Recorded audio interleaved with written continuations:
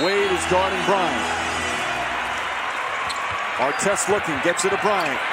Bryant dribbling, has to put it up with the buzzer. Banks it in! He banks in the three! And the Lakers win the game!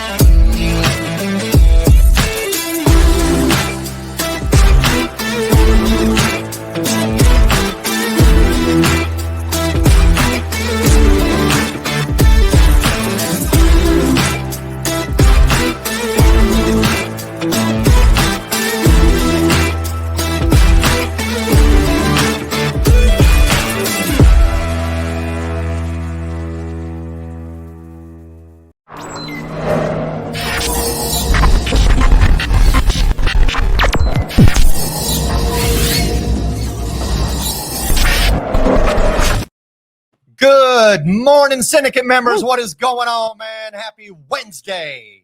It is 9 a.m. We are right here at Syndicate headquarters live in Austin, Texas for your favorite show of the week, the one that helps you get over the peak of the week and get all the way through the hump down to the weekend.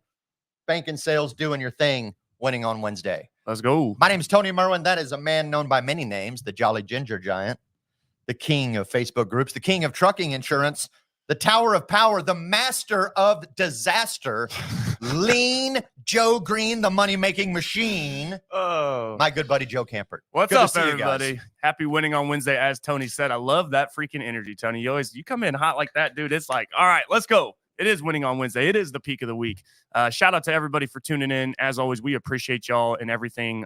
Really, without our members, the Insurance Syndicate just doesn't exist. So thank you guys, as always, for tuning in. We appreciate also another, as always, shout out to Viva Virtual Solutions, our main sponsor of the show, Rob Lopez, Lily Davies, and really just y'all's whole crew and infrastructure and the more work that we do together, like y'all are on your shit. So if you guys are in the market looking for a VA, shout out to Viva and just everything that y'all are doing here within the Insurance Syndicate, as well as everything that you're doing for Clearview and countless other insurance agents. We appreciate you and ultimately the work that you guys do. So real quick, y'all, too, if you can, let us know that you can hear and see us in the comments.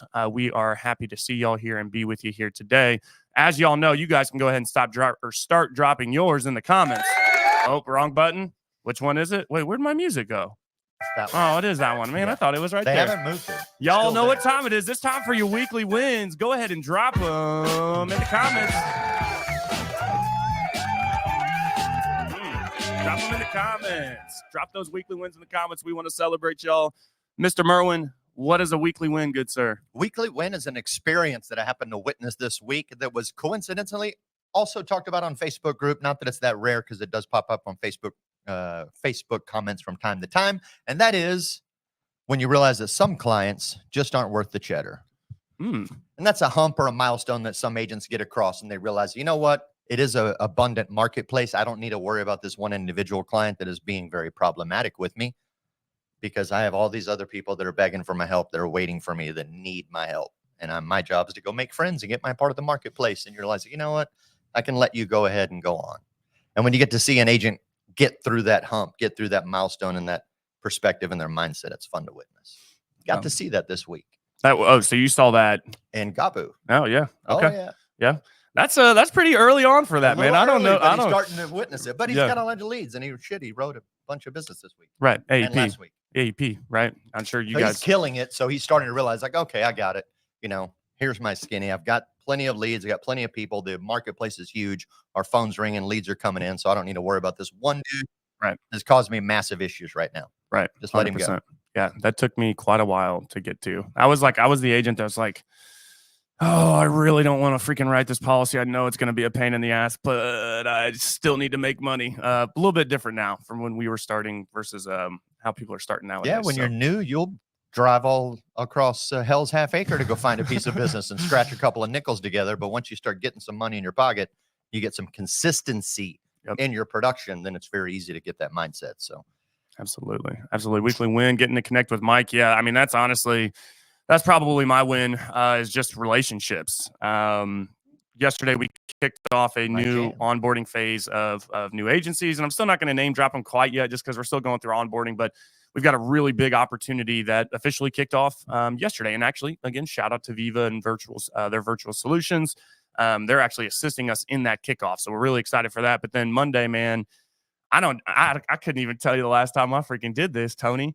I had a gentleman come into town, was referred to him, and I say referred to, really just introduced to him through a mutual friend of ours. This is on Monday. This is the guy you called me about. Yes, it is. And I'm not sharing all his stuff or whatever. He likes to kind of operate behind the scenes, and that's fine. But met him yesterday, and he's literally like, dude, can I fly into Austin and like meet with you in person next week? And I was just like, yeah, let's go for it. So literally he was here in town on Monday, went and picked him up from the airport.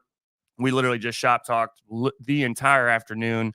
Then I had to go coach T-ball, which we did tie. Bad Attitudes tied at 15. Y'all, I'm telling you, these 5-year-olds were at least scoring 15 runs. I didn't think 15 was going to happen, but we tied. Well, there's no defense, really. Yeah, I mean, honestly, there's not much. But right after that, literally went home, got Laura home, bath, all that good stuff, and then bounced right back out. We went to Shooters to go shoot some pool. Turns out he's actually pretty good at pool. And then it's like, all right, it's getting late. It's a Monday. Let's just go to my house, and like I'll be home in case wifey needs me or something like that. And let's just have some garage beers, the classic garage beer. Like, oh, it won't be too late. Dude, I didn't go to bed until like 3 a.m.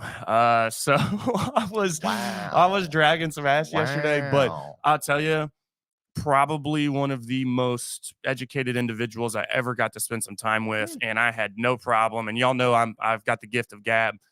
I don't think I barely freaking talked the entire time because I just wanted to shut up and listen. And that's actually kind of some of what we're going to talk about today. And when it comes to breaking down sales, as well as storytelling, my Lord, if I could speak today. But man, it was sick. Is that your message to the viewers? Is just shut up and listen? Yeah, exactly. All right, everybody, don't drop that shit in the comments. Just shut up and listen. No, I'm kidding. No, go ahead and drop those wins in the comments. Let's see, weekly win. I think that's about it I'm seeing, but go ahead and drop those in the comments. And y'all, so today, this is something really in the past, I'd say, couple months, not even really. I mean, I've obviously been a user of Chat GPT, but I guess I've really started to find out that I'm not necessarily using it to its full potential. And a lot of that is through prompts. And when I say prompts, and I actually dropped these in the group a couple days ago and nobody engaged with them whatsoever. But we're going to have a show about them today. So you guys are definitely going to get engaged with them now. But I think, or at least what I'm learning, is it's so important how you speak to Chat GPT. Gosh, if I could speak today. And what actually you can get out of that in the response and the guides and the step-by-step processes and everything like that. So if you guys aren't using Chat GPT, it's crazy freaking beneficial. And then once you really learn like how to start talking to it, and guys, there's prompts everywhere. I found these prompts where it's just plug and play. Here's the prompt, and then plug in insurance, right? Plug in insurance sales, plug in marketing, plug in whatever. And then it really allows you to get a better response from the software, the system. And so that's kind of what we're going to break down today. I found a couple good prompts. I'm actually going to drop, I found this post that had like 7, hey, use these 7 prompts for anything that you're doing. So I'm going to drop those in the group after the call, but these are just 2 of the prompts from what I found. And so again, this is a Chat GPT prompt. And this is basically the prompt and how I spoke to it. And then we're going to go through the results throughout the show. Okay. So the first prompt here is, your role is that of a problem solver. Give me a step-by-step guide to solving a lack of sales from an insurance agent. So again, real quick, the prompt is, your role is that of a problem solver. This is how I'm speaking to the AI. Give me a step-by-step guide to solving a lack of sales from an insurance agent. Okay, so we're going to go through these steps together. Step 1, and honestly, y'all, if you're struggling in sales, then now it is time to, I'm not being away, but now it is kind of time to shut up and listen, right? And really, this is, we're breaking down a lack of sales. So if you are going through a lack of sales, listen up, see if you're actually doing these things within your business, within your organization, and it may improve and create not a lack of sales. Okay, so first one, step 1, it's the easy one, but it's so true. Identifying the root cause. Okay, so step 1 is identifying the root cause. The first step in solving any problem is to identify the root cause. In this case, The lack of sales could be due to various reasons, such as lack of leads, ineffective sales techniques, or a low demand for your insurance products in the market. It's important to pinpoint the exact cause so that you can address it effectively. I've seen this a lot. I've been in management positions now for years, and it's like when you see a lack of sales, and I've seen it, I can't tell you how many countless times. And I wouldn't say this is necessarily how I do it, but I have been guilty of this before, where you really don't what is actually causing it. And so for me, how do you do that? Well, you got to really be able to identify that. And that's Tony, when you were telling your story of that 8% virtual that one time, where it's, you got your head so far in the engine that you can't, hey, take your head out of the hood and see the whole car, especially on the head out of your ass. Let's be honest. That too. But a lot of it, y'all, especially on the property and casualty side. And I know on the Medicare side, market conditions you just were talking to Brian on your show yesterday. Sales are just down. Right. And now, maybe it's because of the product that you're pushing. If you are selling personal lines only in America, when it comes to auto and home insurance, your sales are down because of the market conditions. So are you even analyzing that when you're going to get on one of your sales producers or one of your agents for a lack of sales? And then it's like, well, they're only selling, home insurance in Texas. Like, yeah, dude, their sales are going to be down, right? The change of verticals. For us, we pivoted heavy. Hey, sales were down in that specific product, so we changed to commercial insurance. Well, somebody who's never done commercial insurance and has only ever sold auto and home insurance, there's a transition period which may cause a lack of sales, right? It's a different type of sale. It's a different type of conversation.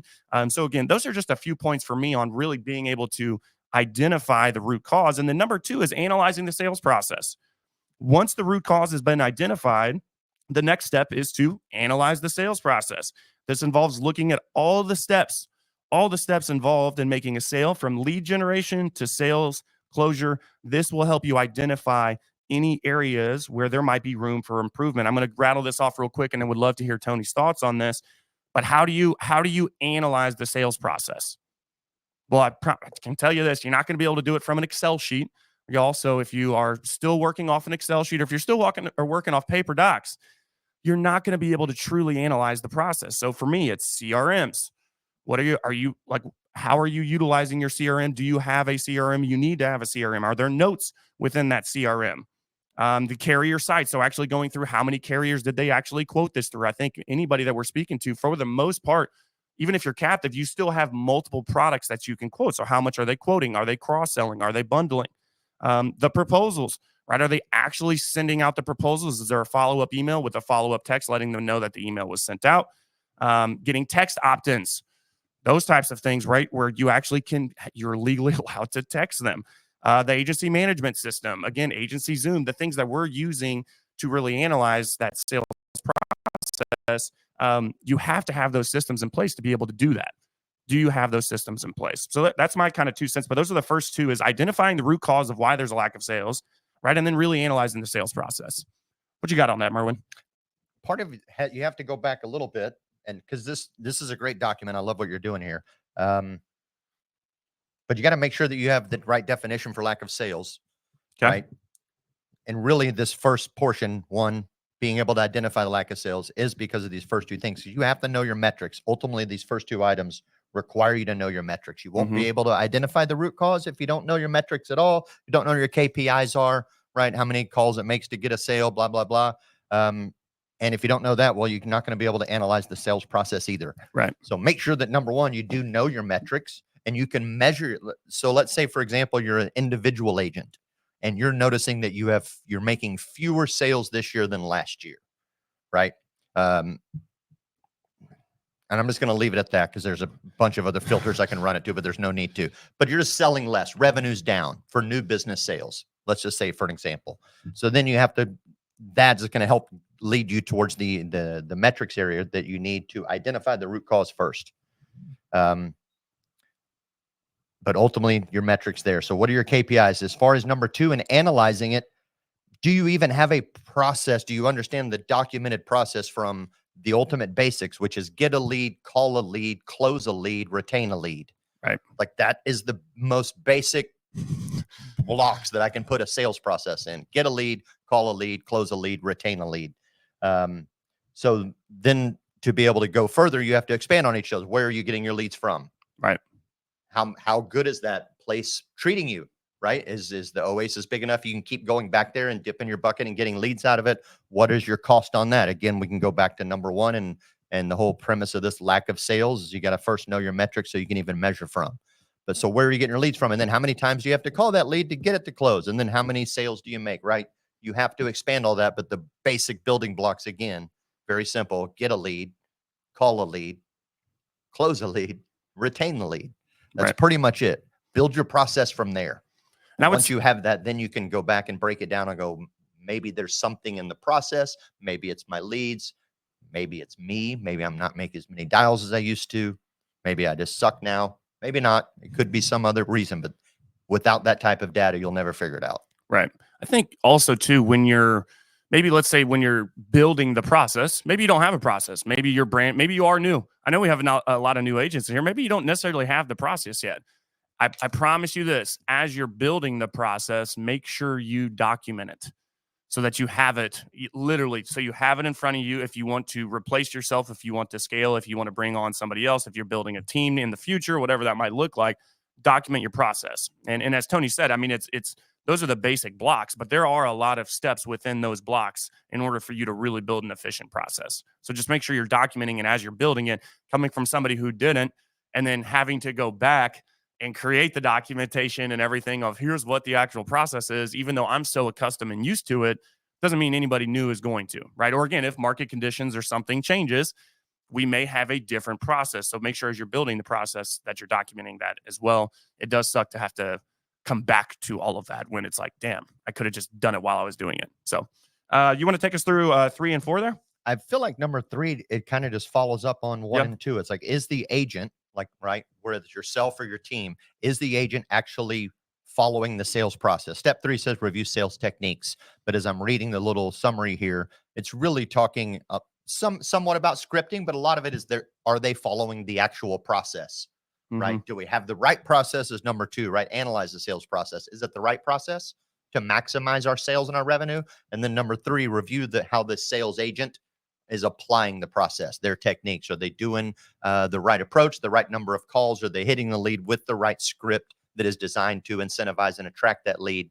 Are they setting the right tasks that they need to remind themselves to follow up with that lead later, right? Are they dispositioning the lead properly so that the system can do the work on the back end for the agent to help move it through the process further? Right. Right? Are they are they following their calendar properly? Are they using a calendar properly? Are they making good notes?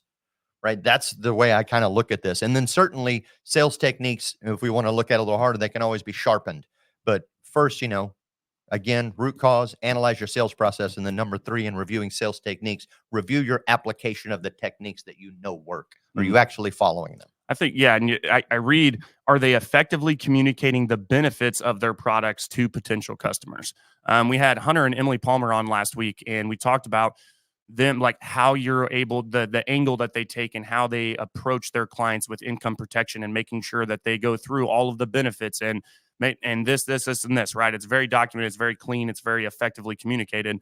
So I think in this one, okay, if we've went to find at this point in time, maybe there was the wrong root cause. But I think at this point, when I hear effectively communicating, what's the best way to review that? Recorded phone calls. Are you listening back to your phone calls, or are you listening back to your team's phone calls? I think that is a extremely efficient way to hear if they are effectively communicating, one, just via tone and just general like conversation and rapport building, right? Which is all needed in relationship building, but also communicating the benefits of the product. This might be the time where you figure out, again, this might be yourself or it might be for a team member. Maybe they just need a little bit more product knowledge, because it seemed like, all right, we went through the root cause and we've gone through the process. And it looks like they're kind of following all of this. Like, what's going on? And then you hear them on the phone. It's like, oh, maybe they're just not confident enough in what they're selling, right? Could to be effectively overcomplicating it. Yeah, that too. And we as insurance agents tend to do that, y'all. Keep it simple. So yeah, that's the one thing I got from that is recorded phone calls. If y'all don't, well, one, on y'all side of things, you got to have it, but you should have it anyways on the any side of things for E&O purposes, regardless of requirement. But recorded phone calls are a great way to go through that. Absolutely. Now, when it gets to step 4, it's starting to Now you've identified the root problem, and now, okay, let's look at some strategies to fix it. Number 4 is now develop a marketing strategy. So, for example, it says here, if a lack of sales is due to a low demand of insurance products in the marketplace, it might be time to develop a marketing strategy, right? So, in other words, if you've realized, okay, process is good, right? Sales techniques are good. We're just not getting, and this is really what it's saying, is we're just not getting enough leads. So now let's go get some leads. Let's develop a marketing strategy to increase awareness, to increase inbound phone calls, to increase people filling out forms, right? Buy some third-party leads, buy some live transfers. That's really what it's saying here is now let's start to plug in solutions. So if you recognize that, well, it's not the process, sales process is dope, my sales agents are following it well, we just don't have enough inbound traffic anymore of any sort. Or maybe, well, this wouldn't be the outbound traffic solution. This is, again, trying to develop leads. So now develop your strategy, right? What is going to work for you to help you get some leads? What's your strategy? Can we give some just like, and I'll give them, my strategy is 1,000 times different than Tony's, but I think it's important, y'all, that I don't know actually 1,000 times. Yeah, we both use Facebook. I just use it with money behind it, and you don't. Yeah. What's your marketing strategy? Just for somebody. Primarily we use Facebook to generate leads. That is our number one strategy. That is not how we launched our business. Well, we launched our business buying direct mail leads because nobody knew who the hell Avila Medicare Solutions was. Nobody recognized Grace's face like on social media like they do now. So before we had that brand presence that really helps us on Facebook in a lot of ways, we just bought direct mail leads. They were still working at the time. We bought some real basic ones, got them. I don't know that I would necessarily advise an agent do that now, especially in the current state with an election going on. That's a terrible time to do mail because your numbers are terrible. They're absolutely atrocious. But I'll just flat. We run about 30 Facebook ads in total. Half of them, or actually no more than half, about 20 of them, maybe as many as 25 are just straight engagement ads. We're just trying to get them to engage with the brand. Super low cost. I think we're paying like $5 a day on those campaigns just to get it out there. The audience is big enough that we can get about a little over a 2x frequency of each of those 20 ads in front of our audience over a short period of time. And then we follow that up with paid strategies to convert them. Whether we have some that are conversion forms, so they click the ad and they actually fill out a form, and some are designed to either call in or start an automated conversation through Messenger that filters them. That is our primary function. And then we certainly do a lot of other social media organic stuff. We're all over the place. YouTube channel, we just qualified for monetization here. So that's helpful. Nice. I'm sure it's not going to be much, but hey, it's cheddar. It shows it's a milestone of the business. That's probably what I should have had for a weekly one, to be honest with you. No offense, but yeah. No, congrats. I'm with you. Yeah. I mean, my marketing is, again, it is Facebook, but it's all right. I post once in the morning. I post at lunchtime. I post right before dinner time. And when people are getting off work, it's an engagement post. It's a sentimental post. It's a business post. I do it every single day. Yep. And then I'm in 200 plus Facebook groups. And when I'm working a group, I lead with value and education. I don't ever solicit insurance. I don't slide into DMs, right? I'm honest when I join the groups, right? And guys, this may sound basic, but this is my marketing strategy. And it's literally how I've built 80 to 90% of what I'm doing is literally through organic marketing strategies through Facebook. So when you're going into the groups and you're providing value and education, a lot of the times, due to the rule of reciprocity, right, they feel obligated to give it back to you, right? So they're going to reach back out. And I can't tell you how many times just by leading with value and education, they'll message me from Messenger. Then, hey, what's the best way to get a hold of you? I'm getting it off of Facebook once I've had that initial conversation. Instantly taking it. I'm not doing Messenger call. I'm not going to sit there and try and sell insurance through a Facebook comment section or anything like that.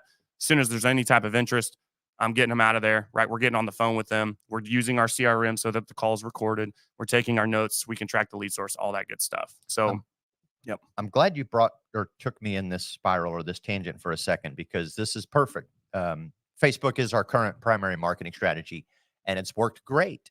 And I thought for a while that I probably could double our sales if all I did was add one more person, because I felt like our Facebook leads were that good.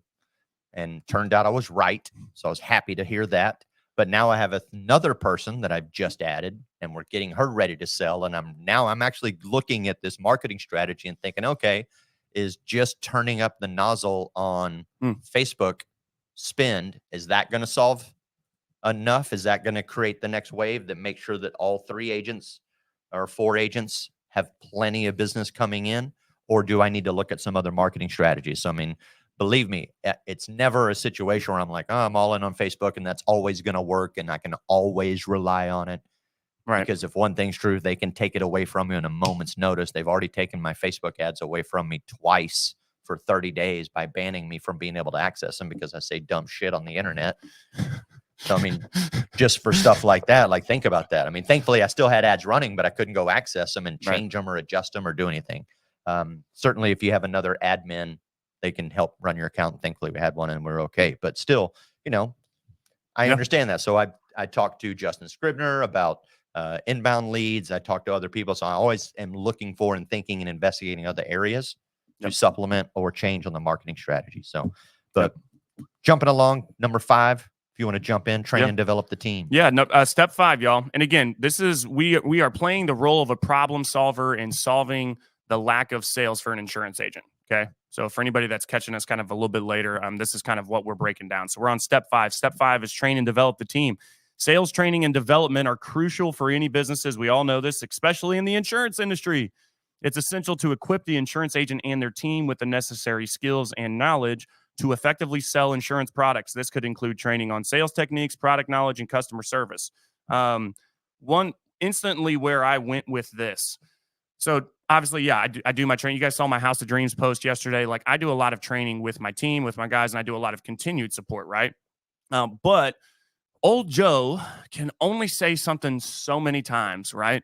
And old Joe, maybe the things that I'm saying aren't always received depending on the person.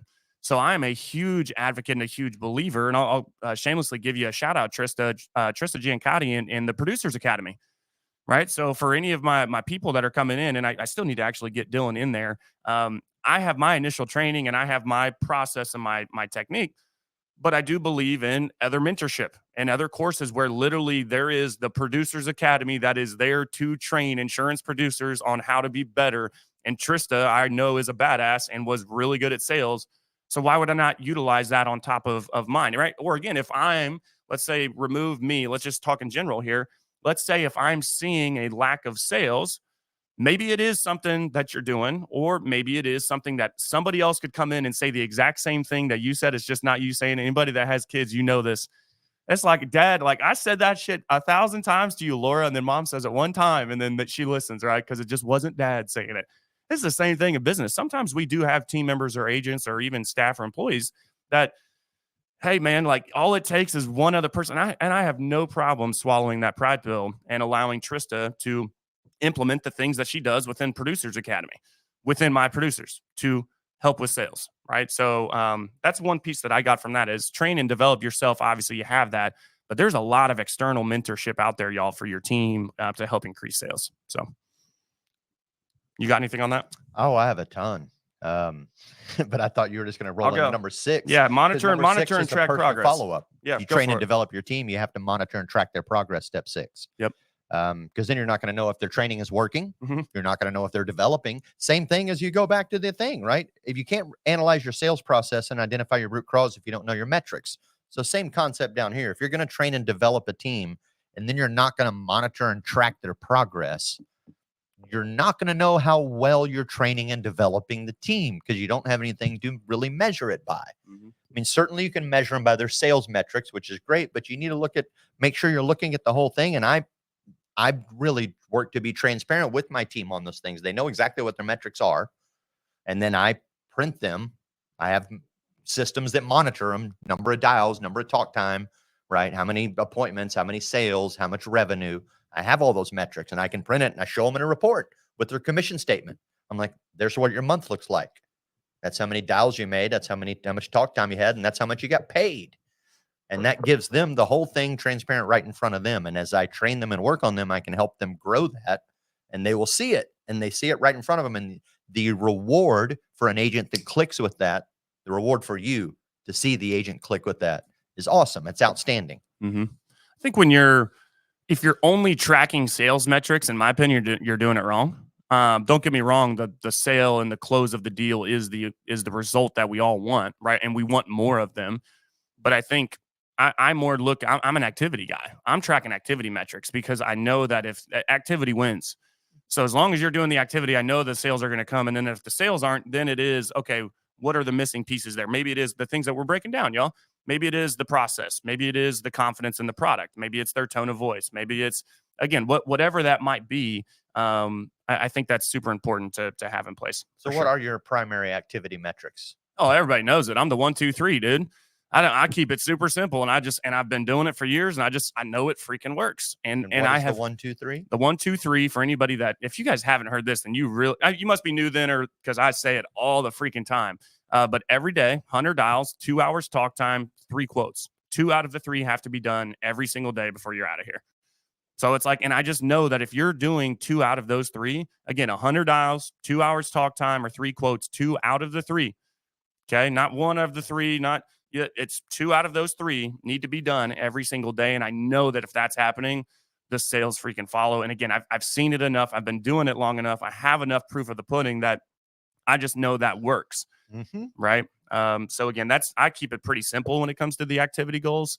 But the truest correlation I have found to more sales, which is why I have talk time included in that. Not everybody's tracking talk time. They look at dials and stuff. I wouldn't say everybody, but got to. Yeah, it's the truest correlation I found to more sales. When I was sitting in the seat, when I was selling, like, why is Joe selling so much more than everybody else? Well, my average cold call was 2 minutes when everybody else's was 12 seconds, right? So the talk time is really important when you're tracking your metrics, especially for maybe a new agent. You don't have a team that you're tracking yourself. I would look at your activity metrics versus judging yourself based off your sales metrics. Absolutely. Yep. Until you get to a very consistent level of sales where you know how much revenue you can generally generate in a week or in 2 weeks or in a month. Yep. Until that starts to become a very consistent, which means you have to put in a lot of data. You're going to need, 6 months, 12 months of data to really get a solid idea of like, oh, this is what my standard run is for revenue, production, whatever, based on this activity. But if you're not putting in that activity and monitoring it, you'll never get that other answer. And then when that one is a problem, it's just backtrack. So when I show that report to my agents, I'm like, look, your talk time is, lower. Why? Well, let's go back and look at dials. Well, your dials aren't hitting the number. Generating the talk time starts with hitting the dials, right? Hitting the production starts with getting the talk time. Hitting the talk time starts with getting the dials. So if your production's not there, go back and look at your talk time. And if that looks a little low, it's like, well, are you making enough dials? And then maybe we need to crank up the dials. But, it's going to be a little different for everybody in some cases. What I love there on that, though, is like if they don't have like the 3 quotes, or the talk time, or maybe they have the talk time, but they don't have the 3 quotes, but then they've got so they've got to do one or the other. So then it's like, well, shit, I guess I just have to call more. And then it's always like that 101st call, right? Or 102 or 103. And then they're like, holy shit, dude, I just got a huge account, right?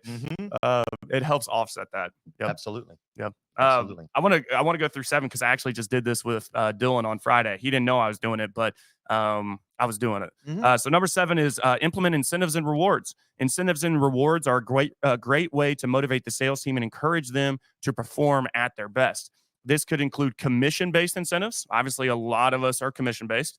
Bonuses or recognition for top performers. However, it is essential to ensure that the incentives and rewards are aligned with the overall business goals.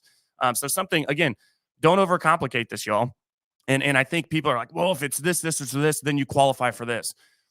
We have a bunch of grocery stores that we're running, right? And Dylan, most of y'all don't know Dylan yet. He's a little bit newer to our agency, but you guys are going to start meeting him and see him at conferences and stuff. He's never called on a grocery store, and I wasn't having him quote or anything. It's like, hey, I'm just having him set appointments for a senior agent, collect basic information, and then if they're interested in tax savings or health insurance too, we've got a referral partner for that. And we've got 68 of those, and I gave them to him at I think like 12:30, maybe 1 o'clock in the afternoon. I think he was finishing up lunch. I said, here you go. Show me what you're made of. And I get like, here's just the basic script. And like, I just show me what you're made of, man. The goal is like, you can get through all these. I know you can by the end of the day. Show me what you're made of. He got through them, set multiple appointments, this, and this, right? And it was like, bet, here's $100. And he's like, hell yeah, right? Like, I mean, wrapping up a Friday just because he made the dials. But I guarantee you that $100 for him making those dials and showing me what he's made of late into a Friday, right? And not ever calling on a grocery store before, ever using this script before, I guarantee you that $100 now and that incentive is going to propel him into a successful week this week. I can almost guarantee it, right? Or again, I guess I would look at that more as a reward. Show me what you're made of, man. And you did everything that I asked, and you got appointments. You said, like, boom, here's $100. Doesn't have to be anything crazy, y'all, or like a monthly or quarterly. And you can have those things, or it can be, yo, dude, here's almost 100 leads on a Friday at 1:00. Show me what you're made of. And here's $100. Thanks. Yeah. So yeah. No. Incentives are great because that puts the carrot out in front of them, right? Mm-hmm. How do you get a dog to run full blast around a racetrack?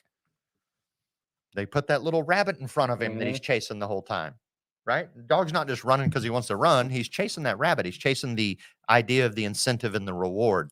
And then he's competitive against the other dog, so he runs as hard as he can. Same thing with your people, man, especially if you're in a team environment. It's good to promote the activity. It's good to promote the revenue, right? Doesn't always have to be revenue. Doesn't always have to be production. Sometimes, just like he pointed out, it's just activity. It just depends on where they are in their growth cycle.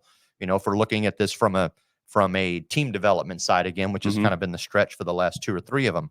But don't be afraid to do it for yourself as well. Like, if you don't have a team, are you giving yourself an incentive to work harder other than just a paycheck, right? And the commissions that you earn, what are you going to do with those commissions? Are you going to take yourself to Cabo San Lucas? Something like that. Why not? Right. Pat yourself on the back. Buy the car if you truly earned it, right? Buy the house if you truly earned it. Take the trip to Cabo San Lucas if you earned it. But put it out there as a goal. Like, if I hit this number, then I'm going to go to Cabo San Lucas for 5 days, as an example. And then put another stretch goal. But if I hit this goal, then not only am I going to Cabo San Lucas, but I'm going first class, baby. Something like that. And when you hit it, go and relish in it, man.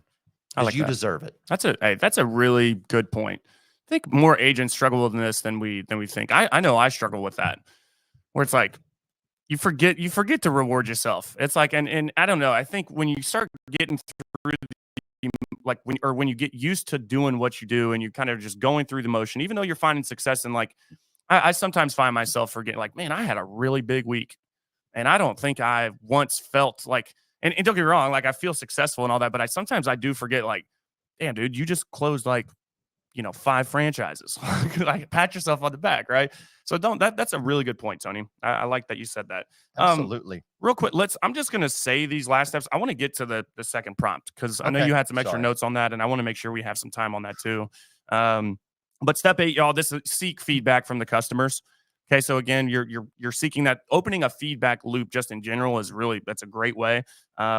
Specifically, what it's saying is seek feedback on the sales process, right, as it applies to your clients. Not just like, hey, are you happy with me? Leave me a Google review. How was the experience? How was the experience? How was Juliana when she talked to you, right? Later, right? Did she explain everything that she was taught to? Like, did she do her job on that sales process? How was, Billy? How was Joe? How were the people how was the onboarding process? The whole thing. Even from the carrier level, like, what was your experience when the carrier sent you your documents, right? Did it look like what I told you it was going to look like? Did it have, right? And a lot of times, especially if you're doing a great job, they're going to give you a lot of great affirmations on that. And then those are your yeses that allow you to build up to another big ask, such as a fat referral, such as a 5-star Google review, or such as another sale. Yep. Like, well, since you love me so much, let me cover you some more. Super easy to build that into like a thank you call too. Absolutely. Or like a welcome call. Like, how was your it? sales process? Just build it into your sales process. Yep. Correct. And then the last one, y'all, step 9 is review and adjust as needed. So I'm going to real quick. Okay. Step 1 is identifying the root cause. Step 2 is analyzing the sales process. Step 3 is review the sales techniques. Step 4, make sure you develop a marketing strategy. Step 5 is train and develop the team. Step 6 is monitor and track progress. Step 7 is implement incentives and rewards. Step 8 is seek feedback from customers. And step 9, review and adjust as needed. Repeat. Rinse and repeat. We have we still got plenty of time here, and y'all. Yeah, we do. This I love this second prompt that we're going to kind of go through, and I think, again, if you're a newer agent, I think this would really apply to you as well. And even if you're an established tenured agent, this will it's a nice refresher to kind of look at it or view the industry in a different lens, we'll call it. Right. So this prompt is, I'm currently learning about insurance sales. Convert the key lessons from this topic into engaging stories and metaphors to aid my memorization. Hang on a second. Did you come up with that prompt on your own? No, I didn't. Okay. Did No. you ask Chat GPT, whatever Yeah, it's so called, for a good prompt to prompt it? No, so I found these prompts. I have 7 of these prompts. These are 2 of the 7. I'll post all 7 of them.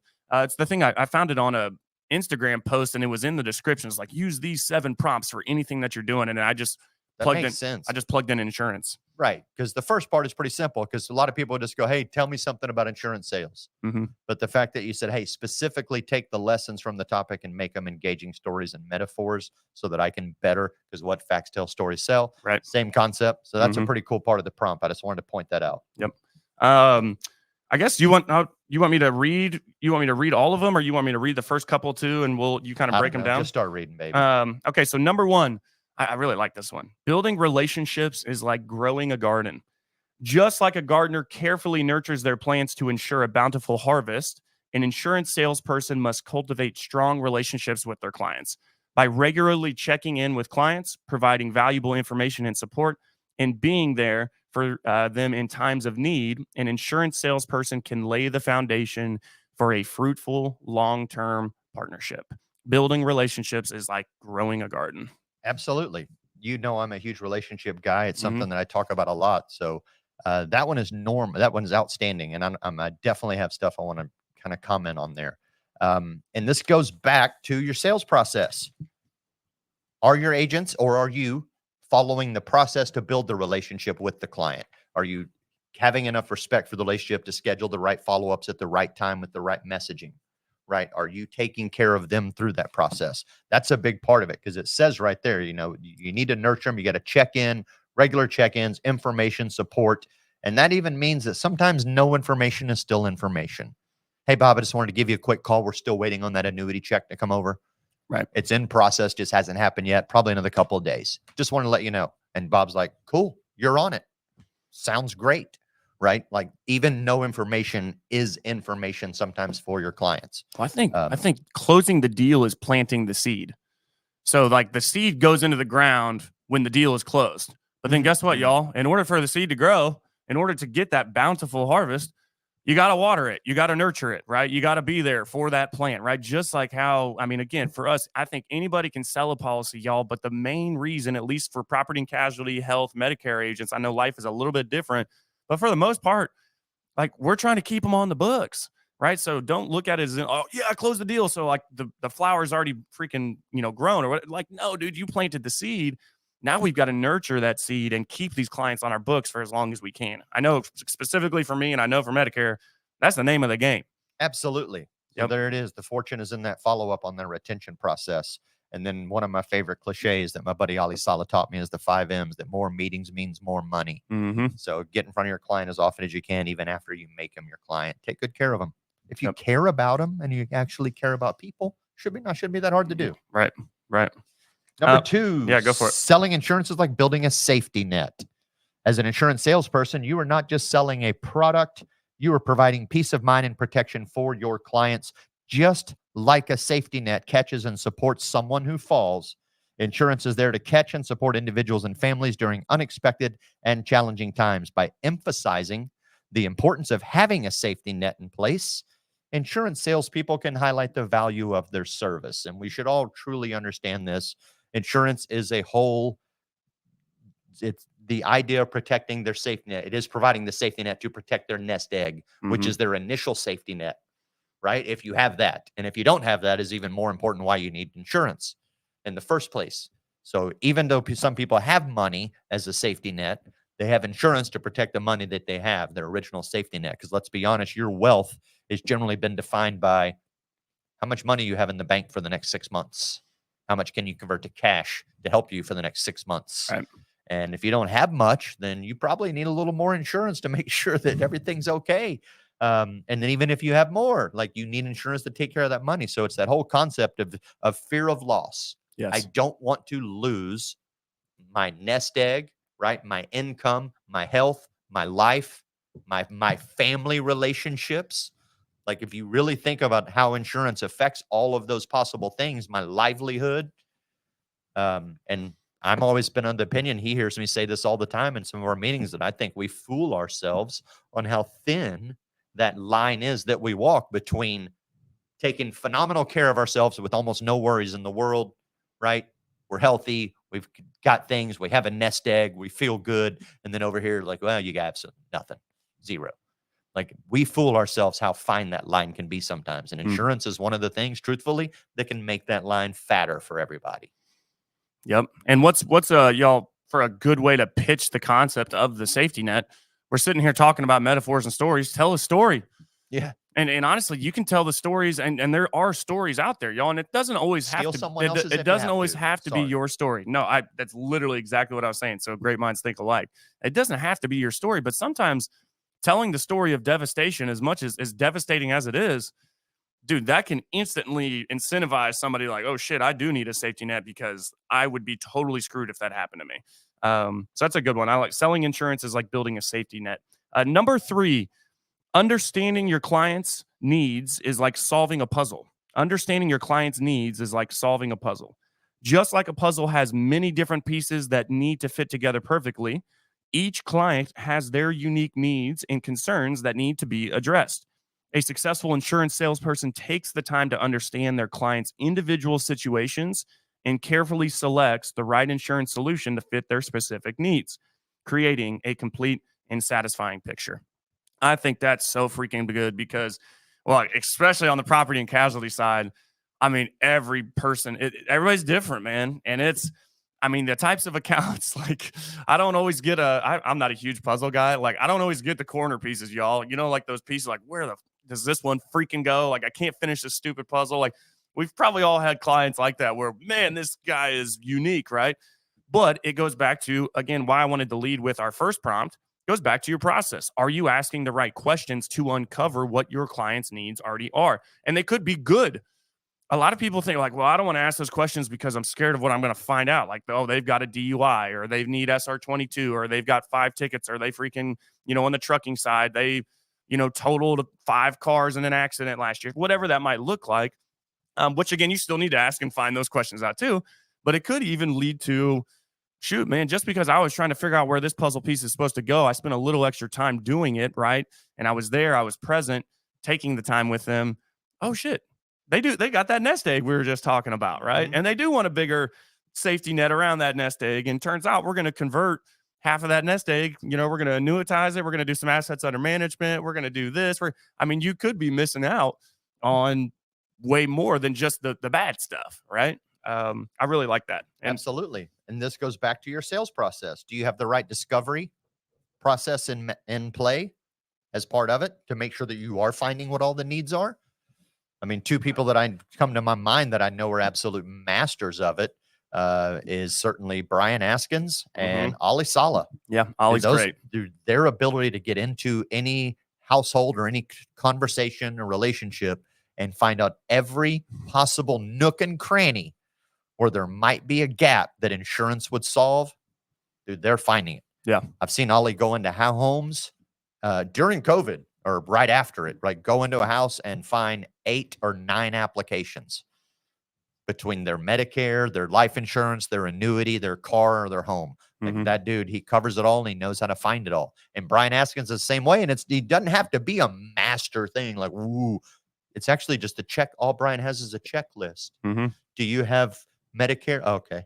Do you have life insurance or anything that looks like, okay. Do you, right? It's a simple checklist that he can go through. Yep. And they just check off what they have questions about, their primary needs. And then they have it like, oh yeah, I have some of this stuff too. Right. And he just covers the checklist with them. Yeah. Able to do all the discovery. Plus he has the great vernacular to fit in. So maybe he can still find some extra things that they didn't realize they should have been checking off. But he just has that document, goes right over it with them. If you do the discovery right in your sales process, you can definitely understand your client's needs. And then ultimately the whole problem solving thing is absolutely true. And I was just saying this on Facebook. Somebody was complaining about AEP and it's just a big problem. And I'm like, hey, your income is directly related to the size and frequency of problems you solve. Mm-hmm. So pick your chin up and go solve some problems, man. Bigger problems, bigger paycheck. That's right. Number 4. Persistent. Is it your Go turn? ahead. You go. Persistence is like fishing.